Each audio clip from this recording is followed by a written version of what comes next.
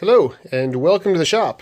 It is the 9th of March, and though I only got the February shop tour out on the 29th, it was filmed in the middle of February, and it's only the middle of March now, but enough has happened in the shop over the past couple weeks that we'll see it's turned into a bit of a disaster.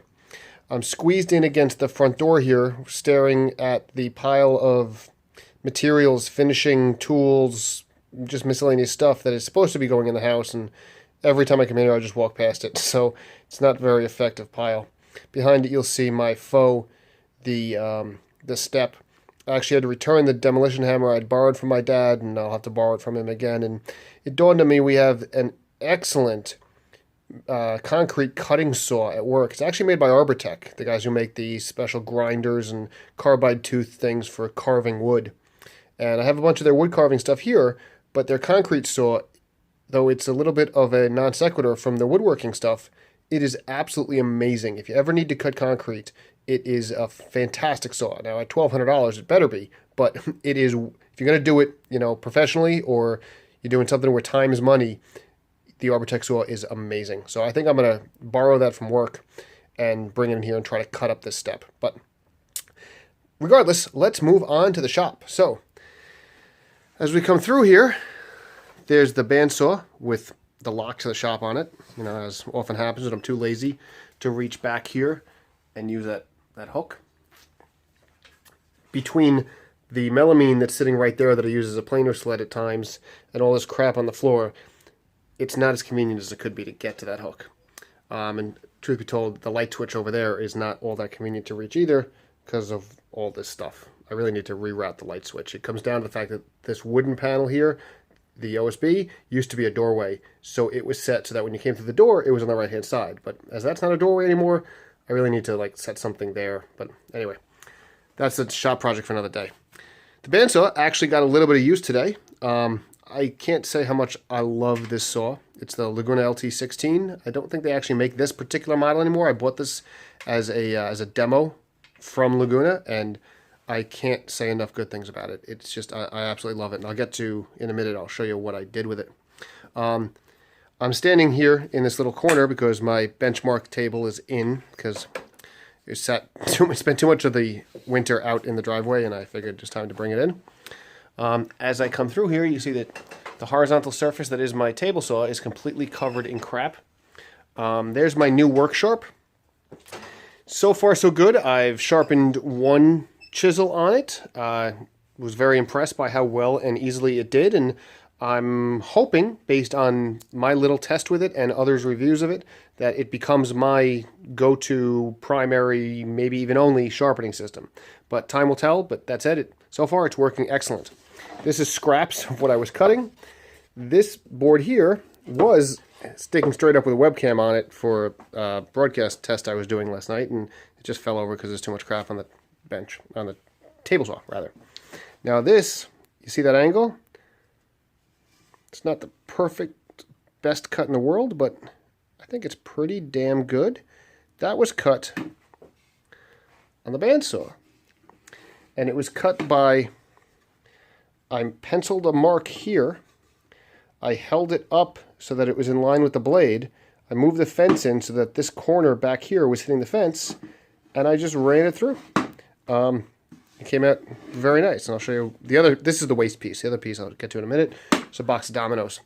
So come through here, I've got scraps from the arcade that I'm still working on, but I'm actually making progress on.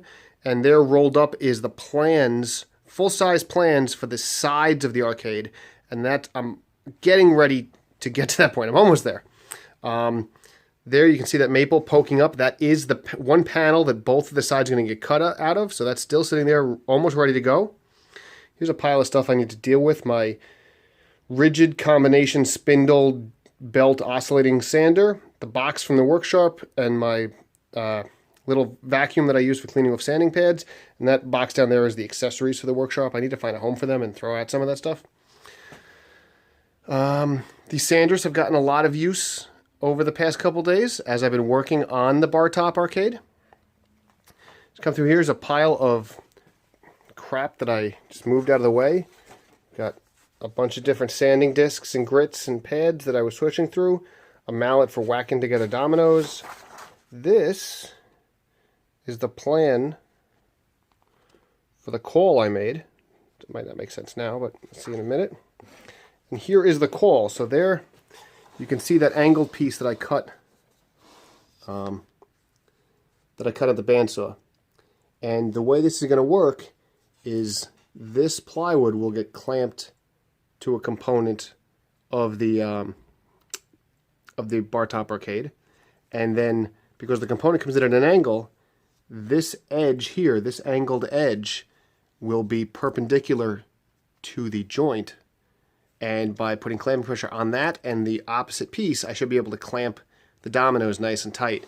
This is for clamping what will be the most visible joint of the entire arcade, which goes between the monitor panel and the control panel, and as you're pressing the controls, it'll be right in front of you and you'll see it. So I wasn't happy with the first clamp joint I made, and I want this one to come out perfect, so I made this caul. As you're swing through there, there's my recamera that I use for all the stop motion photography. I've been trying to get stop motion of most of the build of the bar top arcade. My woodpecker's cauls, they're slow and tedious to use because these things go up and down so slow, but they're solid aluminum. I mean, they clamp wonderfully. They're perfectly flat. I don't mean this as a complaint. If they could figure out a way to make these a little quicker, it'd be great, but still, they're well worth having. I really do like them. And here is the first component that's glued up. Here's my dust mask. You're looking at the underside of it, but here's the front with the 2 coin slots and the start buttons. And then this is the underside of the control panel. So these 2 components, let me see if I can. That's going to go like that. So you see that rounded off edge I did over the weekend, and this joint's glued up. So now that joint back there, you see that line that marks the domino holes, and it's going to be at this weird angle. So that's how it approaches the monitor panel. So that is done. This is the marquee. I guess this was really the first glue up, but that's just a minor joint. It's nothing fancy. That's just a minor joint. I taped it. And if you saw shop tours, this is probably sitting in my shop taped for like 6 weeks. So I rounded all this over. You can see. Rounded. And my router is inconvenient to reach right now. I don't have a router table set up in the shop right now. So all of this round over you see there and here. You see how that's kind of a non-symmetrical round over. I did that all by hand. I used this bad boy, the RAS 115, with a 36 grit paper and hard platen to do the rough shaping, and then I used a variety of other sanders with the interface pads. You see an interface pad here, and some rasps. The Gramercy rasps I'm really liking. I have the RU. I have the big one, but I have a small Gramercy, and for really fairing these curves and smoothing them out, the Gramercy is wonderful. Come along there, scraps of the caul, sitting on the miter saw. There is the monitor panel. And you can see the monitor panel. This whole inside has been rounded over, and down here in the corner, I made a little opening for the power button. This was originally supposed to be up here, and it was supposed to hide all the buttons on the bottom of the panel. But I made a big error when I was pattern routing the inside.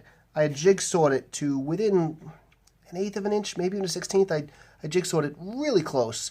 And I was doing the final cleanup with the pattern routing, and the guide, the template I had clamped to the side, shifted, and I went and routed right into the edge. So thankfully it was the one edge where, at least theoretically, I could reduce it and now have all the buttons exposed, but at least I don't have to remake the panel. I'd have to go out and buy more wood, and I don't have to remake the panel. We'll just leave it at that. So, since the power button's now visible, I made this little notch because the power button it's not to the left of the bezel over here. It intrudes into the bezel a little bit, though it's on the bottom.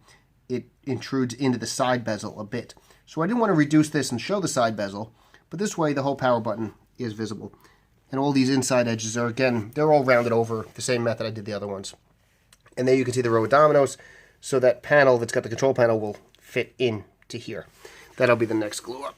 Ugh. You can see how toasty it is in the shop. It is 75 degrees. Because unfortunately, at the beginning of the season, my old heater broke. And the old heater had a digital thermostat on it, and it would turn itself on and off to meet the right temperature. This one doesn't. I can just set it at high, low, medium. So I had it set to medium, and it was warm today, and now it's like an oven in here. So I've since turned it down to low. I may, in fact, be able to turn it off soon.